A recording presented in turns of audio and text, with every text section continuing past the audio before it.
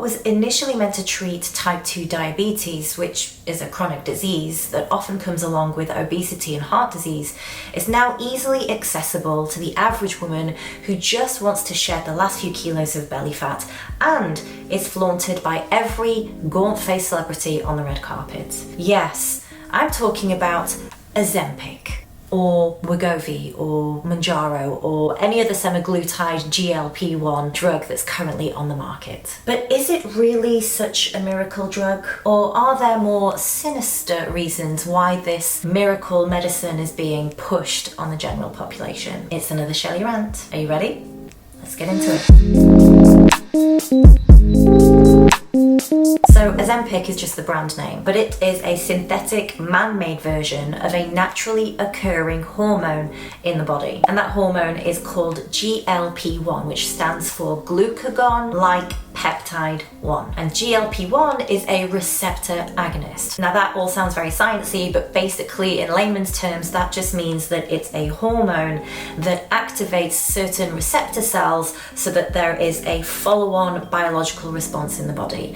And when it comes to GLP-1, that relates to your gut, your digestive tract. So in your gut live these cells called L cells, and their job is to release this hormone, GLP-1, when you eat food. And their job is to tell your body when to stop eating. So basically, it just regulates your appetite and your blood sugar levels. It's a completely natural and normal part of your digestive system and your metabolism. But like I said, it wasn't initially developed for weight loss. It was developed to treat type 2 diabetes. But because a lot of people who have type 2 diabetes also tend to be overweight and obese, they found that they were starting to lose weight very quickly without really doing much change to their lifestyle and their diet. So Big Pharma thought it would be a great idea to take this naturally occurring hormone within the body and create a sort of Frankenstein man-made synthetic version, increasing its dosage to ungodly and quite frankly irresponsible levels, and then sell it to you in syringe form. What for? Profit. Preying on your lack of willpower, preying on your ignorance of human health, and your need for convenience in a consumer market that sets unrealistic beauty ideals that make you feel worthless unless you are thin, you are young, and beautiful. So the truth is, this drug is meant for seriously ill people that might need drastic and immediate measures to return to some sort of health. Although I still disagree with this, because lifestyle changes, your diet and exercise should always be the first port of call. But then again, how would Big Pharma continue to exploit the sick and the desperate and make billions in the process? Interesting. So Big Pharma says, here, take this miracle drug and all your problems will be fixed. But what they don't tell you is all the long-term complications and the serious risks that come with using this drug long-term. I'm going to say this once, and listen up. You cannot cheat your way to a healthy body. They look at the pros and the cons and they go, losing weight without having to take accountability for my diet and lifestyle. Cons: nausea, bloating, headaches, stomach issues, diarrhea, constipation. Who cares? No. No, no, no, no.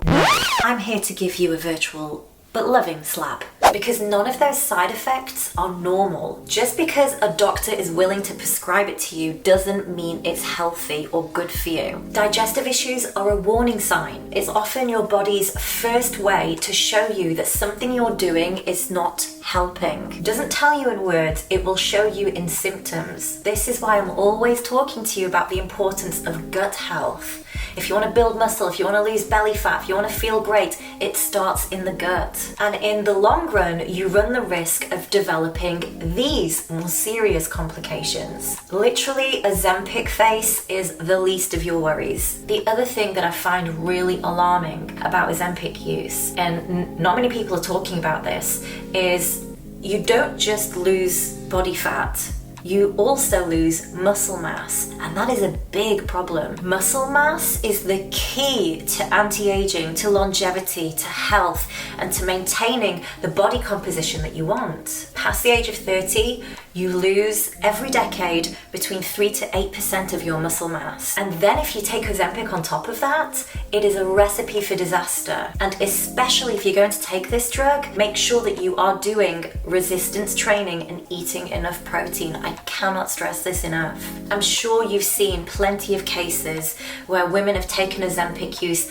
way too far and they literally look skeletal. Being skinny does not automatically make you healthy. Building and maintaining muscle mass in your 30s and beyond is far more important than losing the last few kilos of stubborn belly fat. You have to shift your mindset. And anyway, in the long term, studies have shown that when you stop using these GLP-1 hormone drugs, you just put all the weight back on, and also your cravings come back with a vengeance because you haven't actually done any of the hard work required to have real long-lasting changes. So what are you going to do? Just continue to take this drug forevermore and just live off it and continue to deteriorate from the inside out? Or are you going to take it, come off it, gain the weight back, deal with cravings, and just be on that never-ending hamster wheel of yo-yo dieting, binge purge cycles, and feelings of guilt and shame and worthlessness?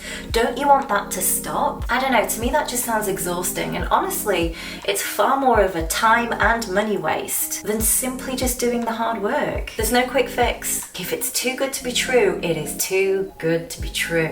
And I know a lot of you are probably saying, yeah, but Shelley, I've tried everything. I've already done the calorie counting thing and tracking my macros and eating low fat and doing hours on the treadmill, and my body didn't change. And so I know it's frustrating because you feel like you've done everything already. But I want to tell you that low fat starvation diets and excessive cardio is the least effective way to get the results that you want. You need to be trying a different method. Here's what you need to do.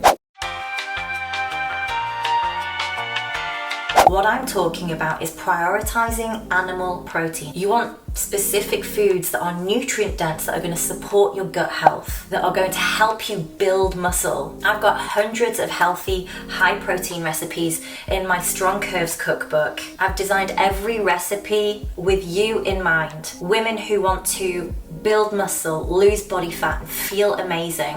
What to eat post-workout, what to eat on your rest days, it's all covered. Check out the link in the description. There's also a lot of real whole foods that can just boost your GLP-1 naturally. So if you want me to make a video on the best foods to boost your GLP-1 naturally, let me know in the comments below. Number 2, this is way overlooked by most people. I don't think it's that important. You brush it aside. I'm too busy. I don't have time.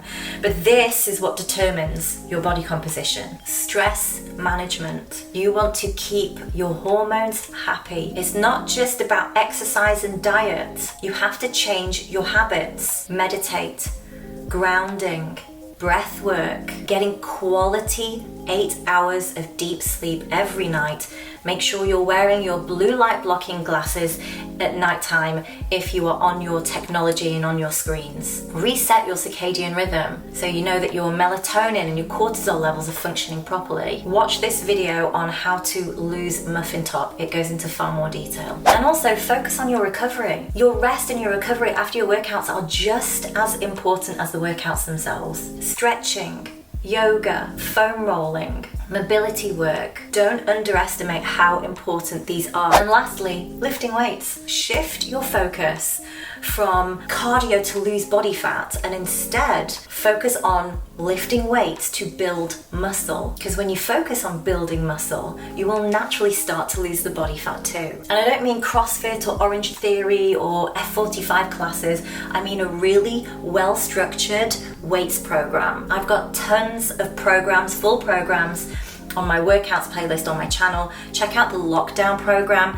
very popular, and if you don't have access to a gym, you can get amazing results with these workouts. Also, check out my video, the beginner's guide to lifting weights. So if you are a beginner or you're not really confident doing your own programs, watch this video. It'll have you sorted. And I just want to finish on this note here. This video isn't meant to shame anyone who is thinking about taking these GLP-1 medications or has tried them. I understand that a lot of women turn to these types of medications out of frustration and convenience because we run busy households, we've got to juggle kids and work and social events and after school activities, and by the end of it, you really don't feel like you have a lot of me time. Being able to focus on your health often feels like a luxury, and then you see that your doctor can prescribe it quite easily, and you've had friends on it and they've been really happy and seemingly had amazing results, and so you think, what's the harm? The reality is that our Western society is not geared towards healthy lifestyles. They make it very difficult for you in this dog-eat-dog corporate world where we're always on the go, where women are expected to be able to do everything, have the career and raise the family,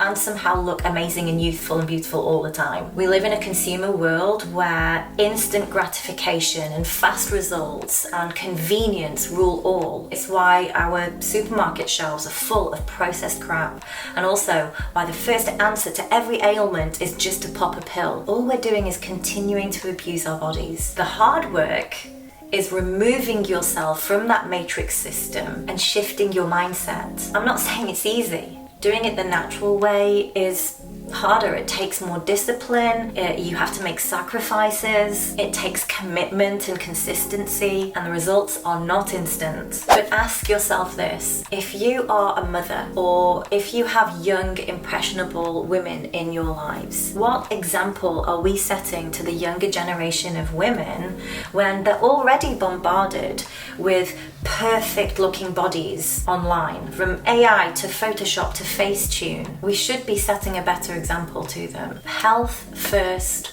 always. You only get one body, so treat it with respect and the love that it deserves. No judgment here, so please be respectful in the comments. Have you tried any of these GLP-1 medications? And if so, how has your experience been? And if you are thinking about taking it, has this video changed your mind? Or at least, has it made you start thinking about alternatives? Let me know in the comments below.